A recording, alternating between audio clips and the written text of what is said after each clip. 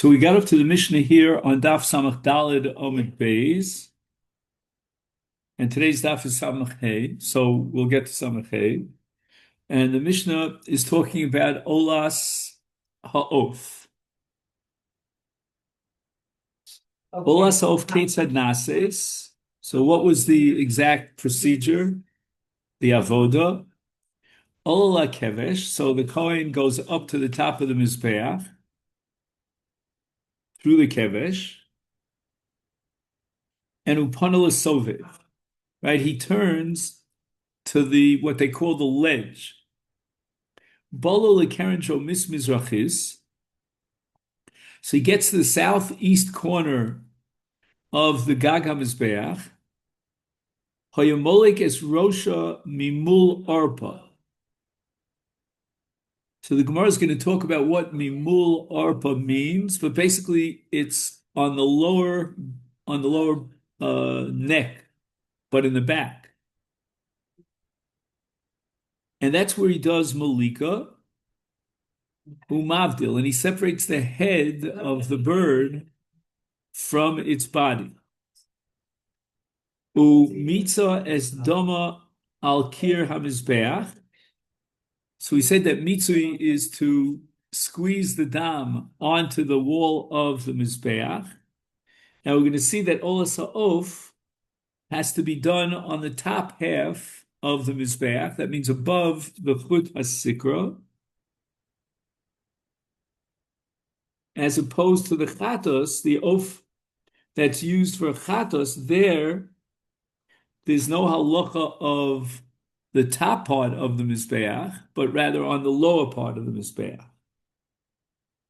Also, the difference between a chatas ha'of and an olas ha'of is in terms of havdalah. The Torah requires havdalah to separate the head from the body in the case of an olas ha'of, but not in the case of a chatas ha'of. There it's lo yavdil. The Mishnah continues, Natal es harosh vehikif beis mulikos al mizbeach. At that point, after he had decapitated the bird, then he brings exactly the place where he made that incision with his finger, with his nail, and he brings it up against the mizbeach in order to squeeze out its dam. Usfago b'melach. The Torah requires in each korban to add melach. And that's what he did. There were three places in the Mikdash where the melach was located, but there was one right near the Mizbeach, and that's the one he used. It was Roko al Gabi Ishin. So now he burns the oaf on the pyre, on the fire. Bolo laguf. Now he comes back to the body of the bird. Until now he's been dealing with the head of the bird. And he's got to do what's called hasaras mora v'notza. And this mora is interpreted as, in English, the crop, which is an area below the esophagus. And he has to take with the crop also the feathers that are attached to the crop. When he pulls out the bnei ame'ayim, then he gets a certain amount of the we call it the kishkis of the bird, and then heshlichon beis hadeshen, right? He has to take it after the burning of it to the beis hadeshen, which is where they took the ashes from the other korbanos that had to be brought out, had to be burnt outside, and also the wicks that were burnt in the menorah. And then shisa v'lo hivdil. So he would, with his bare hands, he would tear open the body of the bird. And at this point in the Mishnah, we're talking about a pasuk in Vayikra. At the very beginning, it says, "V'shisa oso b'knofav lo yavdil." The Kohen had to split the bird open along its spine. he does not tear the two halves completely apart. So again, we're not talking about the separation of the head from the body. That we said the Torah requires havdalah. But here we're talking about the split in the body itself. That's a whole different story. And here we said he shouldn't do havdalah. He shouldn't separate the two parts of the body. However, if him hivdil kosher, the carbon is still kosher, even if he was mavdil. Sofko b'melach uzrako al gabi ishim, right? He now put the salt on the body of the oaf, and then he threw the body of the oaf onto the fire. Lo heiser amura v'lo hanotza ve'es b'nei me'ayim hayotzu mimoyim. If he did not, he failed to remove that zefek, that crop, or the feathers, the entrails, the b'nei me'ayim that come together with the crop, velos fago b'melech, or he did not saturate it with salt, kol sheshini ba me'achar shemitzas dama ksher, the mitzvah of the dam, when he squeezes the dam, that's the final avoda, like zrikas hadam. And once the avoda was done, then the carbon is kosher, and we don't have to worry about what happens later if he fails through shinui to do what he had to do. For example, if he didn't remove the crop or the feathers, or he didn't saturate it with salt, the carbon is already kosher. Now the Mishnah continues.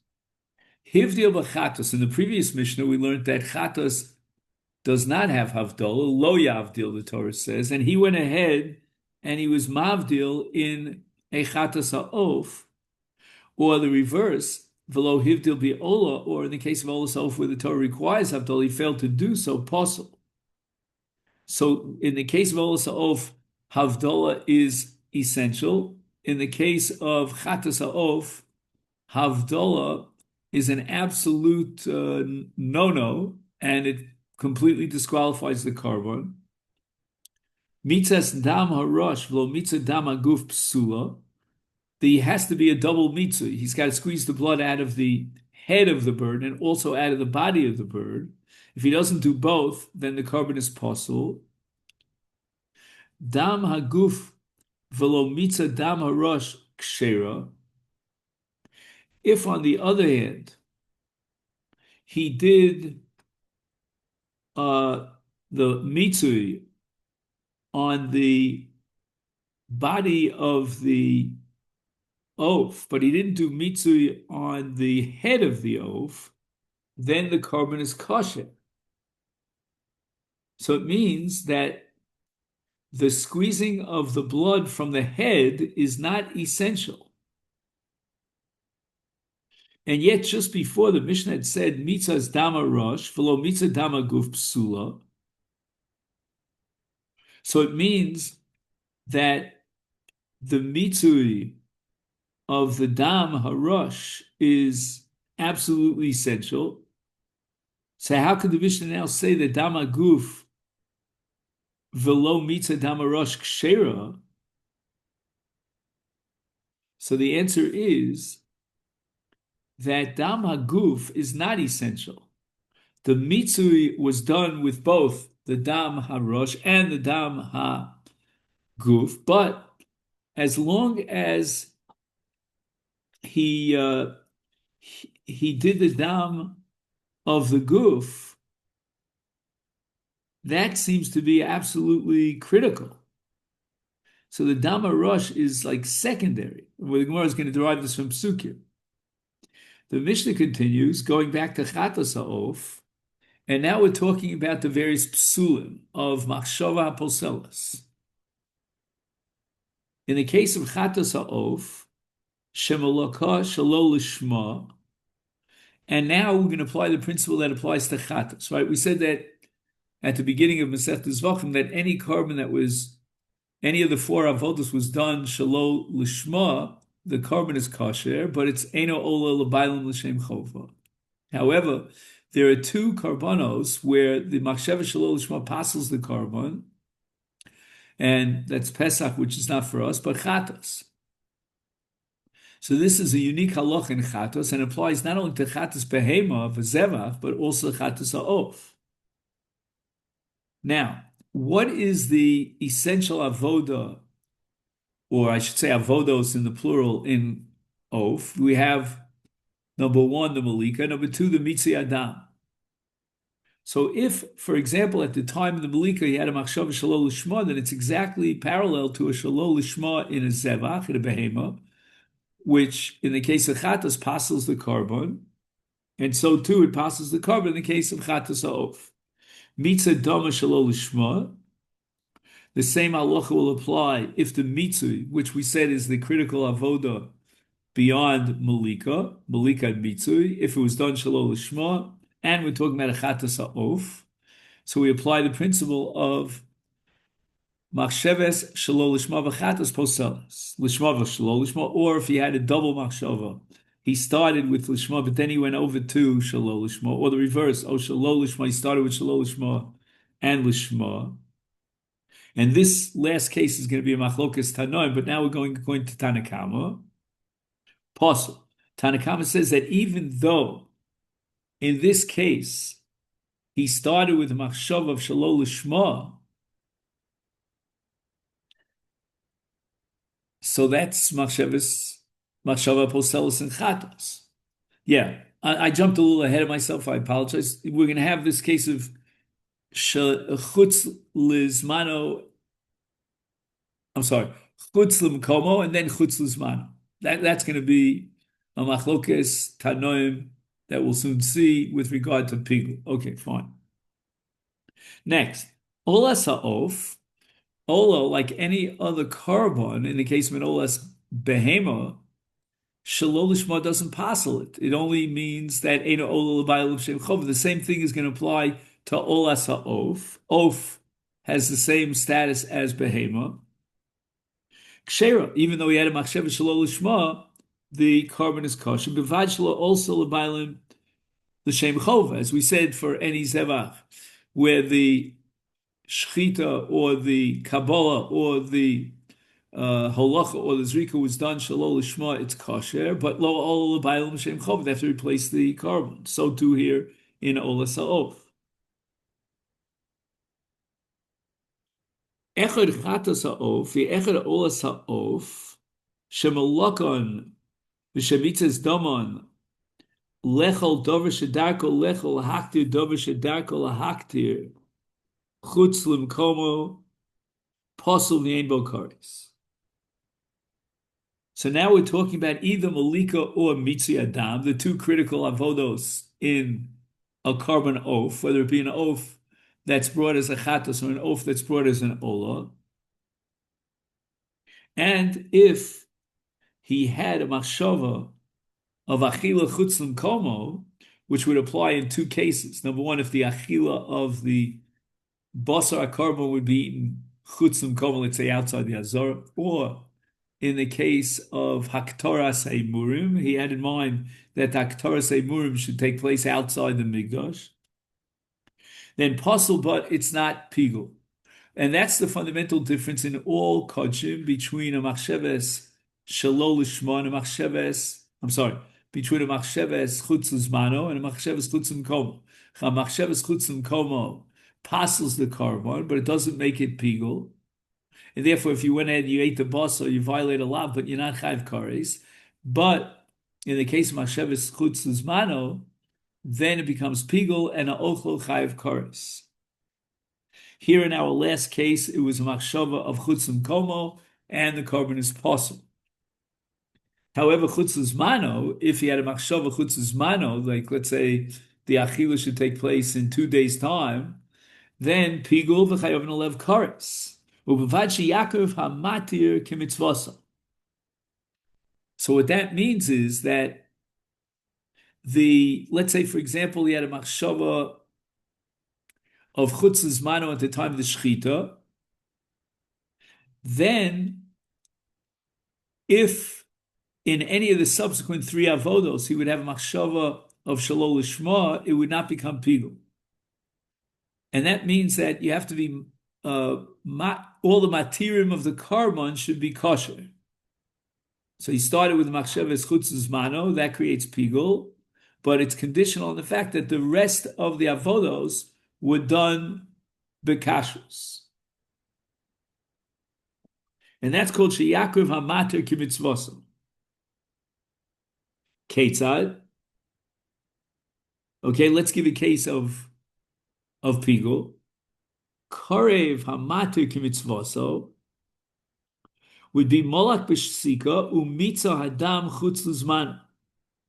Right, so we said there are two critical avodos in Oaf, and that's Malika and Mitzvah Adam. And at the time of the Malika, he didn't have any machshava, but at the time of the Mitzvah Adam, he had a machshava chutz l'zman. That's going to be kares, that's going to be pigul, full-fledged pigul.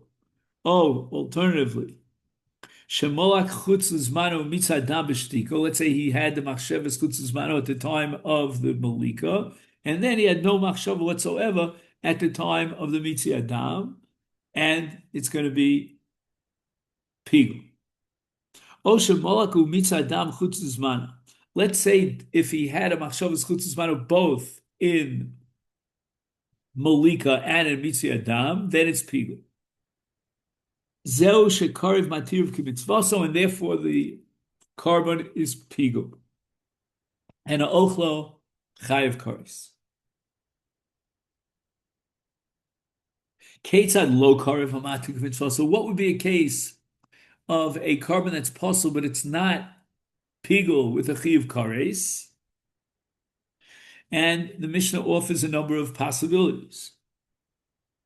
Number one, molak chutz l'mkomo. So he kicked it off with a machshavas chutz l'mkomo, which means that the carbon's already possible. And we don't have a karev hamatir k'mitzvaso. And even though subsequently, when he got to the Mitzvah Adam, he had a machshavas chutz l'zmano, nevertheless, it's not pigul. Again, the carbon is possible, but it's not pigul. Oh, alternatively, we'll flip it around the other way. Molak chutz l'zmano. So he started with the machshavas chutz l'zman. At this point, it lends itself to become pigul, but mitzvah Adam chutz l'mkomo, he had a machshava poseles of chutz l'mkomo at the time of the mitzvah. Then we have a third case, shemolak u'mitzvah Adam chutz l'mkomo. Okay, that's what we said, that chutz l'mkomo does not generate pigul. I mean, this case is somewhat superfluous. I don't know exactly. I guess the Mishnah is going through all the possible scenarios. And here we go on in the next part of the Mishnah, Daf Samachay, today's Daf. Tatas ha'ov, shemalako shalo lishma, umitza adam chutz l'zmano. So once again, we have now the application of what we've said in Olas ha'of. Now we're going to have it in the case of Chatos ha'of. And he started with a Malika Shalol Lishma. So that means that at that moment in time, the carbon is pasul. Umitza Adam chutz l'zmano, but once the carbon is pasul, it cannot become pigul. Because it's not Yatiru Karev HaMatirim Kimitzvasa. Now we flip it around. Shemolach chutz l'zmano. So he started at the time of Malika with a machshava of pigul, umitza dam shalol lishma. But then at the time of the Mitzvah Adam, he had a machshava poseles, but not chutz l'zmano. For example, chutz shalol lishma. Shemolach umitza adam shalol lishma. Zeu shalol karv hamatik mitzvaso. So in all these cases, there's no pigul and no isakares. It's just that the carbon is possible. Mishnah now has another 4 cases in which pigul will not take effect. Lechol kezayis bachutz kezayis lemachar. So he has a machshov of both chutz limkomo and chutz lizmano. That's not going to be pigul. or kizayis lemocher, kizayis bachutz. Once again, he has a machshava of chutz le zmano. So once he has a machshava of chutz zmano, kizayis lemocher, the korban is possible. And even though he subsequently had a machshava of kizayis chutz lezmano, it wouldn't make any difference. Kechatzi zayis bachutz, chatzi zayis lemocha, kechatzi zayis lemocha, chatzi zayis bachutz. In all these cases, it's possible to be able to curse. It's not pigul. Let's just see what he has here.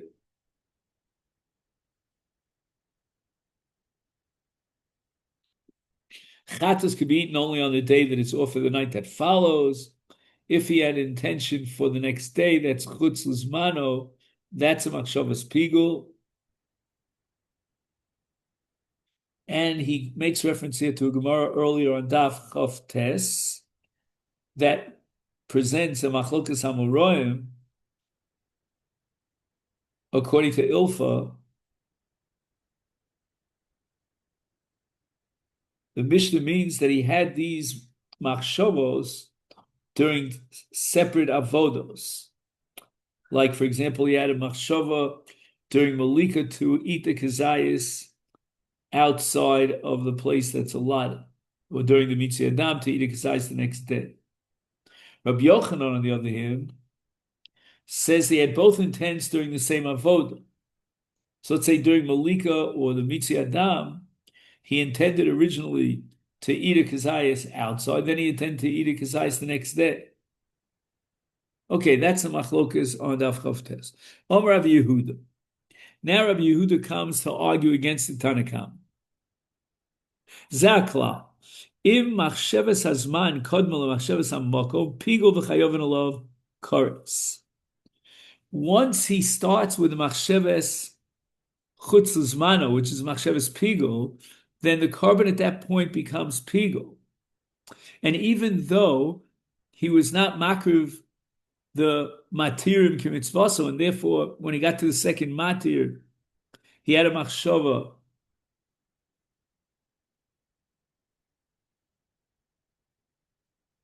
of chutz l'zmano, or let's say a machshava shelo l'shma. The korban is pasul and it's pigul. And if you eat it, you chayv kares. Why? Because he started with a machshava of chutz zmano at the first avodah. However, in the flip case, in machshavas hamokom, he starts with a machshava in the first avodah of chutz l'mkomo, and therefore the korban is already possible. And that was kodmel machshavas hazman in the second avodah. He had a machshava of chutz zmano, which normally would have generated pigul, but here it's possible in bokaris because he already established that the korban is possible with his initial machshava of chutz l'mkomo. Even in the case where he started in the first avodah with a machshava of chutz zmano, nevertheless, that machshava, as far as pigul is concerned, is mitla toli bi'avir. It's like waiting to see what's going to happen in the next matir. And if in the next matir he had a machshava of chutzim komo, then it's not pigul, because it wasn't Yaakov es hamatir kir mitzvasi. And we finished the Mishnah by saying lechol kezayis kechatzi zayis lahaktir kechatzi zayis kosher she'en achilu aktora mitztarf. So this is also a halacha that we learned earlier with regard to zevach, that normally a machshava would be a machshava posels, but here the machshava was for a chatzi zayis. A machshava for a chatzi zayis, let's say for either eating or burning outside the place, cannot generate a psul. That's not enough of machshava posels. Machshava posels has to relate to a kizayis. And now we start the Gemara. Tanu Rabbanan. Vekrivo. There's an extra word in the pasuk. Vekrivo. Matamud lomar. What's coming to teach us? because it already says Vekrivo in the previous pasuk.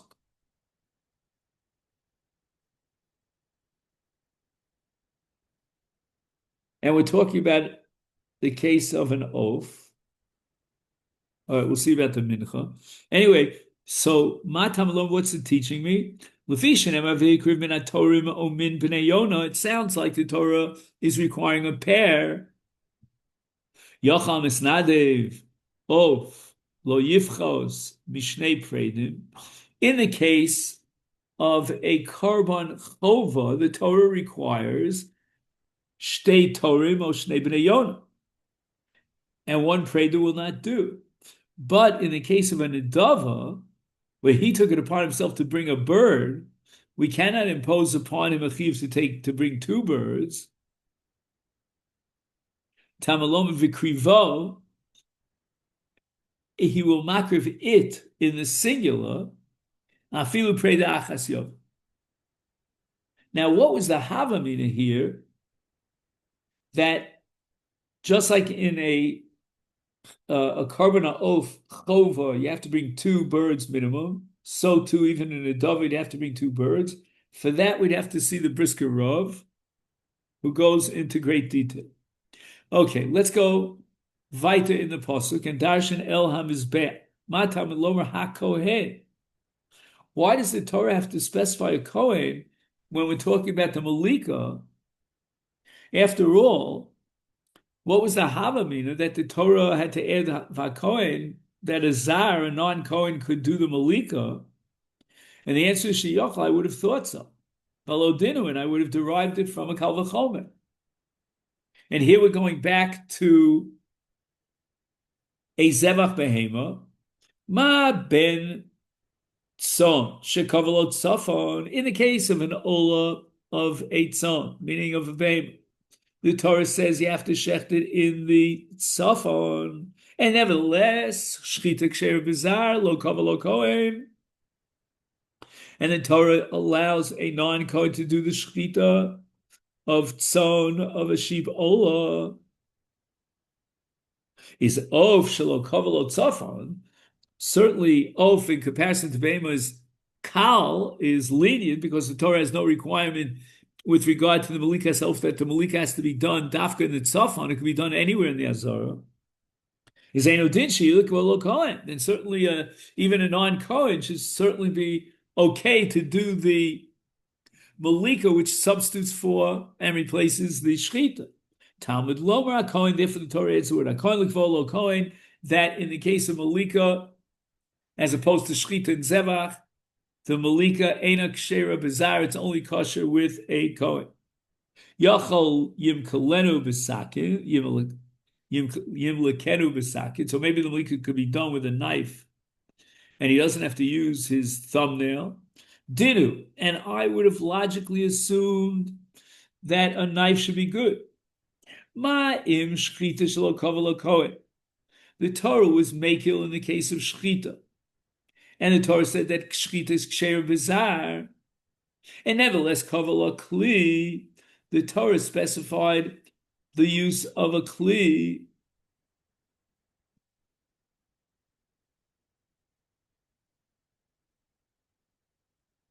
Kli meaning a knife.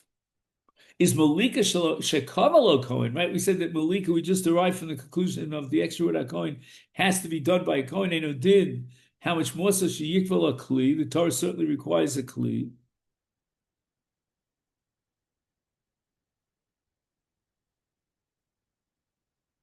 Or I wouldn't say the Torah requires a kli. I would say the Torah would allow for a kli. Talmud lomer hakohen u'malak. Meaning you require malika, not shchita.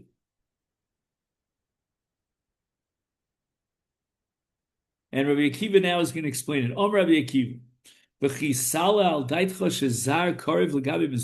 wait a minute.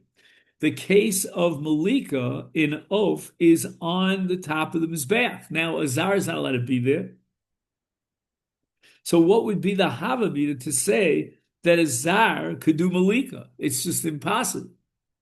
Ela matam lomer kohen. So why did the Torah have to add the word kohen? which until now we thought that maybe Malika is Ksher Bizarre, but Rabbi Kiva points out that it's impossible to talk about Malika Bizarre. It doesn't exist. Shetei Malika bi'atzmo shel Kohen. That something in the very body of the Kohen is going to do the Malika, which is going to be his nail.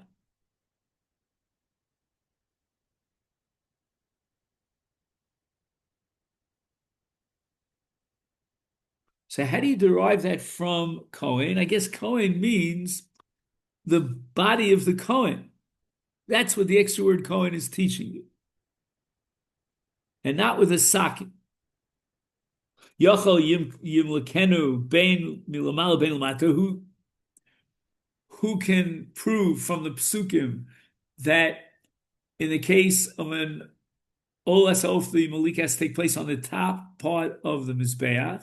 In the case of a chatzah of on the bottom part of the mizbeach, tamalomu molak vehiktir. Now we have a hekesh between malika and haktorah. Now I'm going to soon learn that haktorah has to take place on the top of the mizbeach, so that's called milmala. Ma haktorah b'rosh hamizbeach, on the top of the mizbeach is af malika b'rosh hamizbeach umolak shetei malika mimul oref.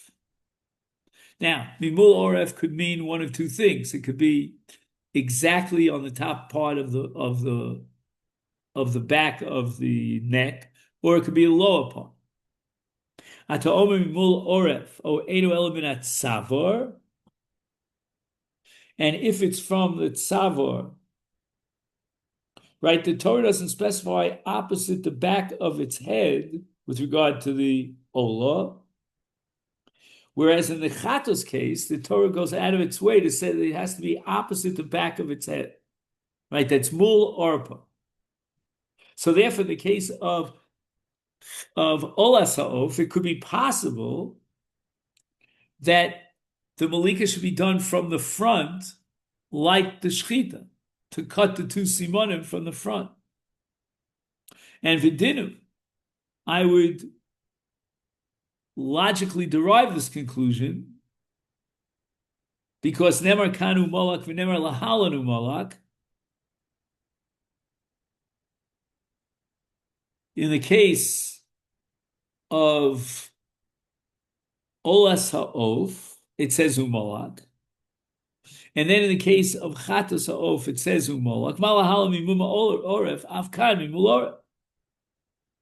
So wherever you have to do the Malika in the case of a Chatos Ha'of, you have to do the Malika in that place for an Olas Ha'of.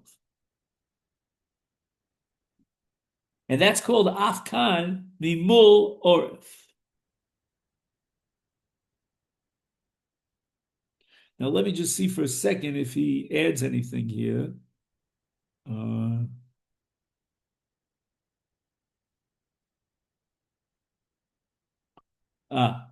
He sends you back to the Mishnah. Let's just go back to the Mishnah for a second.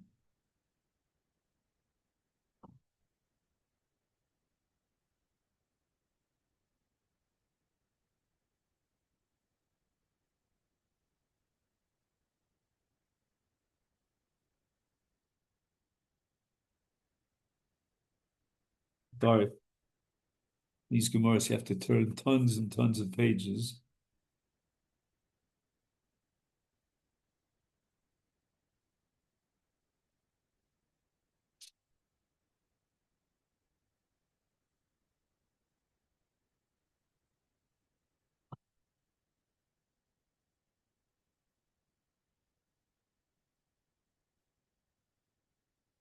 Opposite the oref is the back of the head,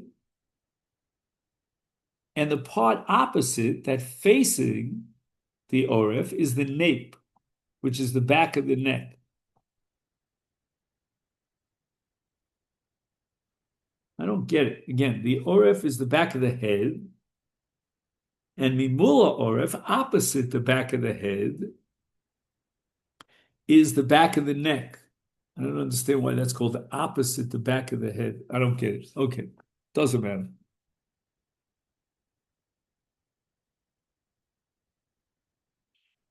Fine. Imalahalan molek veno mavdil, right? If you the base of the Gzeir Shava is based on a comparison to the olas chatas, to the chatas of, forget about the word ola, to the chatas of, and the Torah says in chatas of lo yavdu, you don't sever the head from the body. Is afkan, should we derive from this Gzeir Shava that even in the case of olas of molek veno mavdil tamalom malak vehikti. So the Havdalah, in the case of Olas Ha'of, is going to be derived from the comparison between Malika and Haktorah. Ma Haktorah Rosh Liatzmo Aguf Liatzmo, just like in the case of Haktorah, we burn the head separate from the body. Is Af Malika, which again, we have to figure out how you know that. That's going to come up later. Af Malika Rosh Liatzmo Aguf Liatzmo.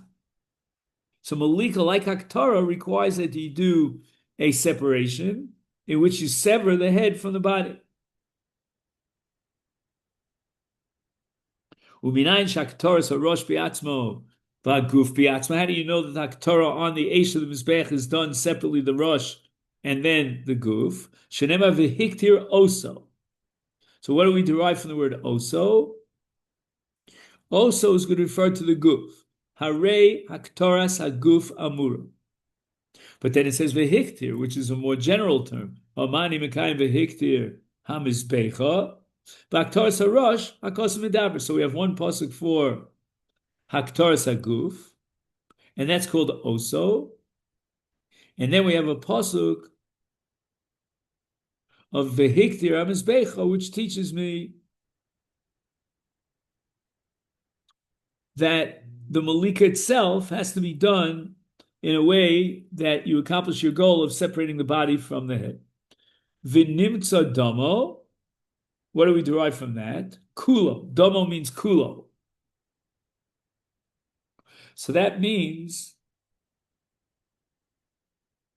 that the blood is squeezed not only out of the body of the bird, but out of the head as well.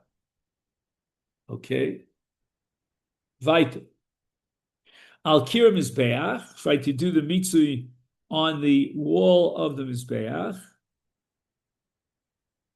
V'lo al kira kevesh, v'lo al kira heichal. Right, you should not accomplish the mitzui adam on the kevesh, nor on the wall of the heichal. He also has a girsa the shita lo kir ha ulam. V'ezezeh.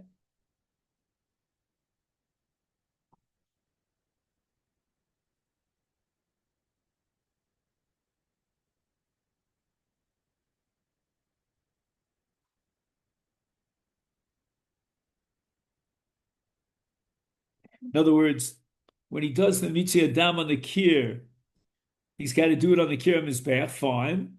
But where? Is it the kir ha'elyon or the kir ha'tachton?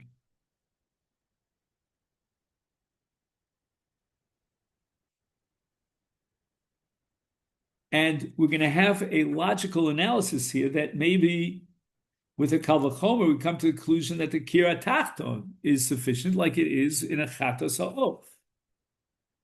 In a case of behema, the dam of the chatos is on the top half of the mizbeach, but in the case of an ola of a behema, the dam is put on the lower half of the mizbeach, is off. In the case of a bird, shechatoso lamata, the dam of an chatas ha'of is on the lower half of the mizbeach, enodin sha'olaso lamata, right? Because the requirements of ola are lower than that of a chatas. Chatas is lamala, ola is lamata. Is therefore enodin sha'olaso lamata in the case of a bird. Certainly, we would assume that in a ola ha'of, the Miksi Adam should be on the lower half of the Mizbeach. So it means that just like the Haktorah is on the top of the Mizbeach.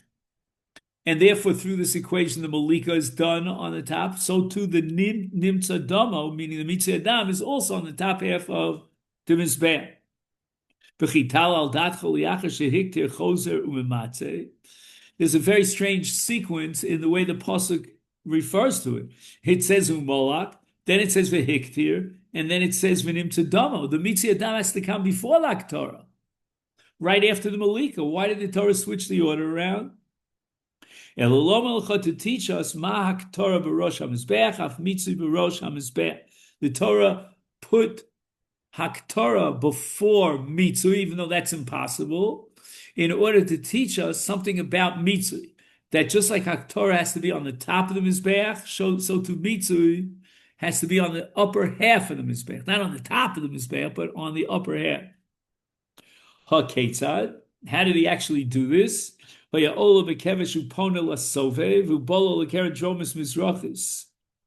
we saw in the Mishnah. Again, we're talking about an olas ha'of that requires havdalah. That he does the mitzvah on the top half of Now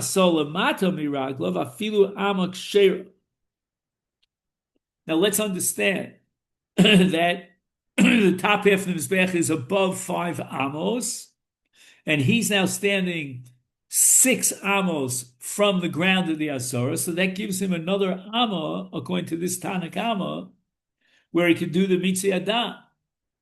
I guess he's squeezing it with his hand going down. Let's see if he puts it.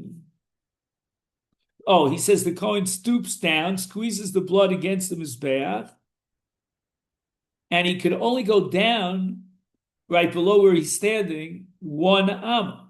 Right? Because if he goes down more than 1 amma, he's already 4.9 amos from the ground, and therefore he's in the lower half of the mizbeach, and that would possibly carbon.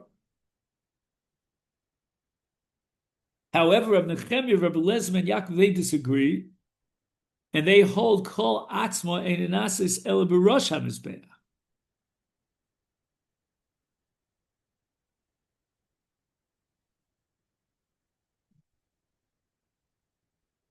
According to their shita, the requirement of the elyon, of the upper half of the mizbeach, of the kira mizbeach, for the mitzvah adam is derived from the haktorah of the bird.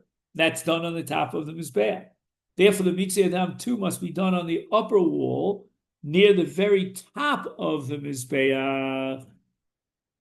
So even though the Kohen is now on the sovev, and he's 6 amos above the ground, and therefore he's on the top half of the mizbeach, but nevertheless it's not near the gag hamizbeach. It's near the sovev, but not near the gag. My beinayu abayi v'amar Rabbi Travayu ose marocha al gabi sovev ikabeinayu. What would be in a case where they burnt the olas ha'of on the sovev? According to the Tanakh, it would be kosher.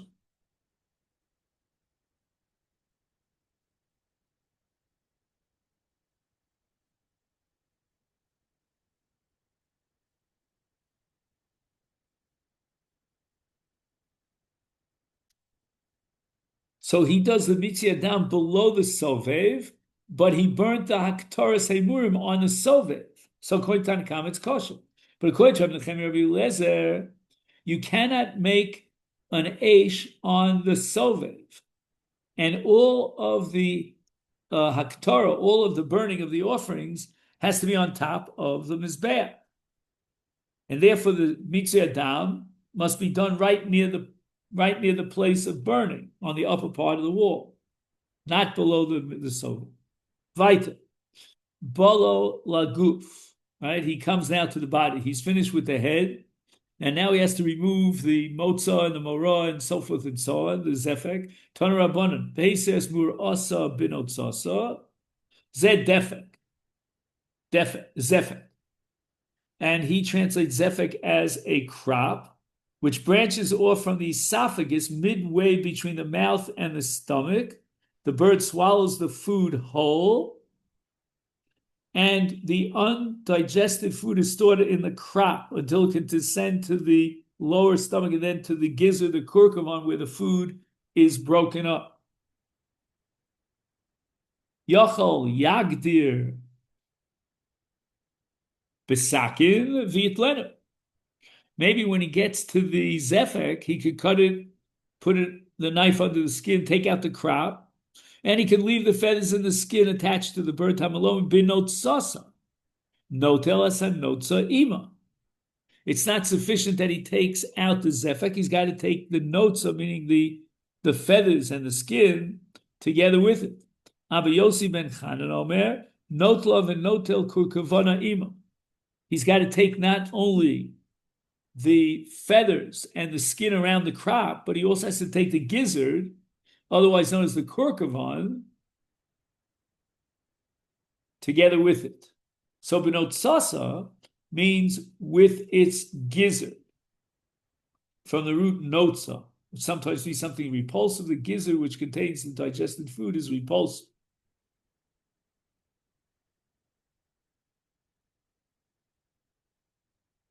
Now he says, according to this pshat in the pasuk, the mitzvah is to remove the crop and the rest of the pipe all the way down to the gizzard, but he does not have to remove the skin and the feathers that cover the crop. That's fascinating. Debei Rabbi Shmuel Tana, b'notzasa banotza shala. In other words, there are feathers around the crop and there are feathers on other parts of the goof of the bird. He does not take any of those feathers, only the feathers that are directly on the crop. Now, how can he guarantee that he'll only take the feathers that are on the crop or around the crop, but not other feathers? He says, Koja b'sakin kimin aruba. Aruba is a window, and he cuts like a window hole in the body of the bird with a knife, and he removes the crop and those feathers that are on the skin of the crop. And he has to be very careful not to remove any other feathers, but that he can do by making this window.